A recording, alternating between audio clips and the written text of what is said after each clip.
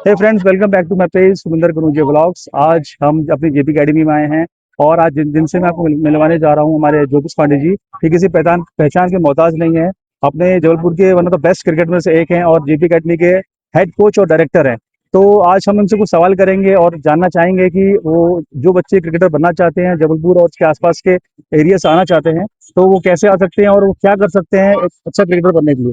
तो over to you ज्योतिष Pandey sir, बताएं। थैंक यू सर, इस सम्मान के लिए, जिस सम्मान के लिए आपने बताया। मैं सबसे पहले तो आपको और जो हमको सुन पा रहे हैं उनको बताना चाहूंगा कि क्रिकेटर बनने के लिए लाइफ में तीन चीजें बहुत जरूरी होना चाहिए सर। क्रिकेट तीन पार्ट में होता है।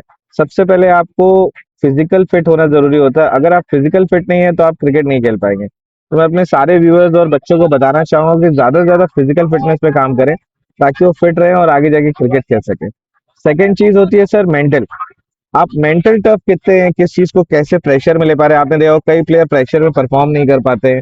तो मैं चाहूंगा कि सबसे पहले एक फिजिकल, दूसरा हो जाता है आपका मेंटल, और थर्ड पार्ट जो होता है बच्चों का होता है टेक्निकल पार्ट। कहीं से भी सीखें, किसी भी एकेडमी में जाएं, जहां पर भी सीखें, ये ध्यान रखें कि उनके जो कोचेस हैं कुछ खेले हुए हैं कि नहीं खेले हुए हैं। आजकल बहुत सारी चीजें चल रही हैं मार्केट में, आप सब देख रहे हैं। तो मैं सभी पेरेंट्स और बच्चों को बोलना चाहूंगा जहां पे भी जाएं थोड़ा सा टेक्निकल पार्ट पे जरूर काम करें। इन तीन चीज के बगैर मुझे नहीं लगता ये प्लेयर बनना संभव है। और सर हमें ये बताएं कि जबलपुर में बहुत सारी अकेडमीज हैं। तो एक पेरेंट्स को बहुत डिफिकल्ट होता है कि एक अच्छी अकेडमी चूज करना। तो उनको ये बताइए कि सही गाइडेंस दीजिए कि वो किस अकेडमी को चूज करे और क्या देख के चूज करे। सर जैसा कि मैंने आपको बताया, सबसे पहले आप किसी भी आप एकेडमी में डालें, सबसे पहले उसके कोचेस की जानकारी लें कि वो कुछ खेले हैं या किस लेवल तक खेले हुए हैं। हालांकि मैं चाहता हूं कि पेरेंट्स में इतनी समझ होना चाहिए कि वो जिस भी एकेडमी में जाएं, ये जरूर ध्यान रखें कि उसका कितने सालों से रन हो रहा है, कितना पास उनके पास कोचेस हैं। इन सब चीजों का विशेष ध्यान रखना चाहिए sir. Thank you Jyoti sir for your valuable decision. और अगर कोई भी बच्चा जबलपुर से क्रिकेट खेलना चाहता है और जबलपुर में कोई बेस्ट अकेडमी सर्च कर रहा है, तो वो बेशक जेपी अकेडमी आ सकता है।